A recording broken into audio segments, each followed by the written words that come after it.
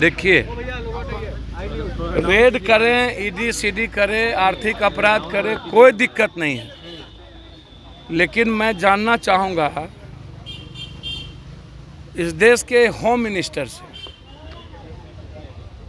कांग्रेस चुनाव जीती कर्नाटक, आप पैसा ईडी सीडी के बदौलत आपने उसकी सरकार तोड़ दी।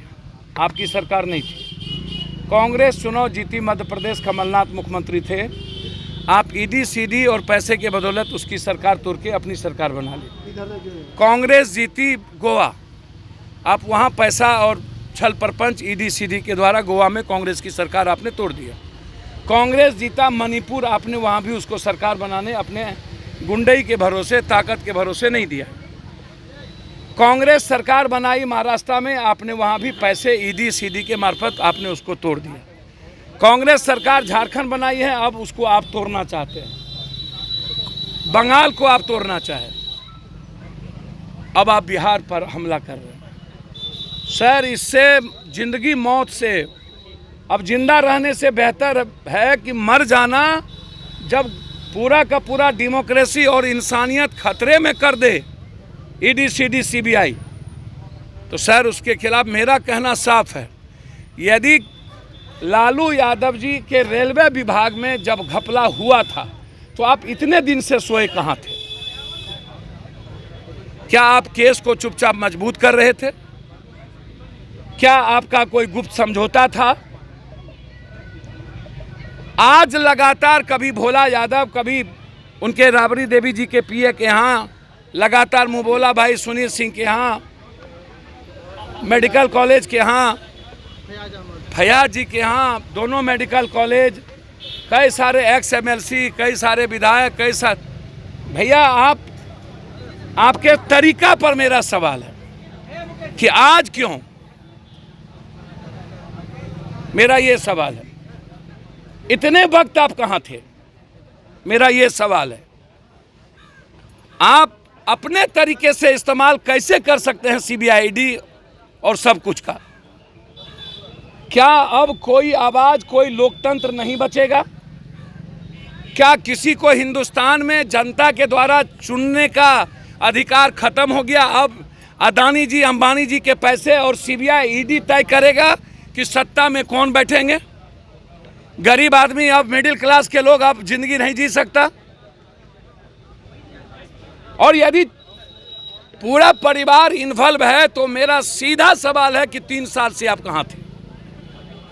3 साल से आपने 2 केस में आपकी ईडी ने उनको छोड़ दिया, माफ किया, और कभी भी आपने चार्जशीट नहीं की। भोला यादव को 2.5 सालों तक, पौने 3 सालों तक आपने नहीं पकड़ा।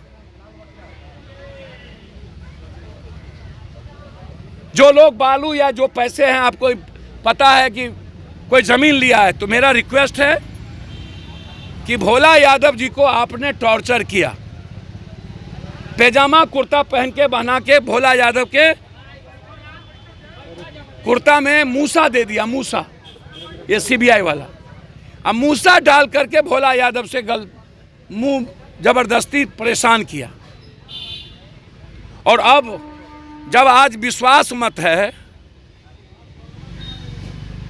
और जब नीतीश कुमार की सरकार बन गई, जब तक आपने आरजेडी को धमका के रखना था आप रखे, और जब सरकार बन गई तो अब आप कंप्लीट रूप से डेमोक्रेसी को खत्म करने के लिए आप इंस्ट्रूमेंट इस्तेमाल कर रहे हैं। आप जो बेईमान है, जो चोर है, आप उसको जेल भेजिए, मेरा उस पर कोई आपत्ति नहीं। तो क्या विपक्ष में ही बेईमान चोर है? सत्ता पक्ष में सब दूध के धुले हैं।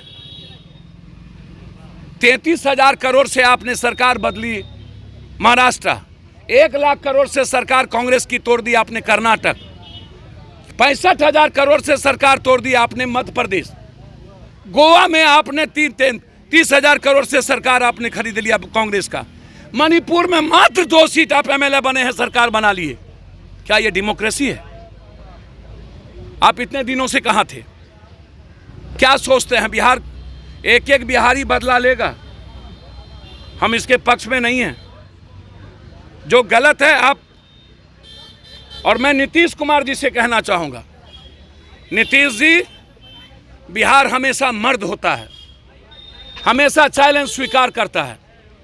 इसके जितने मंत्री का फाइल और चोरी किया है बीजेपी, आर्थिक अपराध के द्वारा उसको जेल में बंद करिए।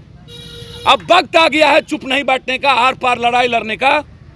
इन सबको जेल में ठूसने की जगह, यदि आज भी नीतीश कुमार जी चुप बैठ गए तो फिर नीतीश कुमार जी आपकी सरकार को और आपके लोगों को कभी बिहार की जनता माफ नहीं करेगी। आप हिम्मत दिखाइए, और जितने लोग जल नल योजना से सारी योजना में पैसा घोटाला किया है, बिहार के मंत्री एमएलए पर आर्थिक अपराध बैठा करके, यदि आज बिना पुलिस के वो रेड कर रहा है सीआरपी के बदौलत, और एक भी बिहार पुलिस नहीं, सबको अलग कर दिया गया, तो आप भी बिहार पुलिस और बीएमपी के द्वारा इन चोरों के घर पर रेड करके इनको जेल में ठूसिए।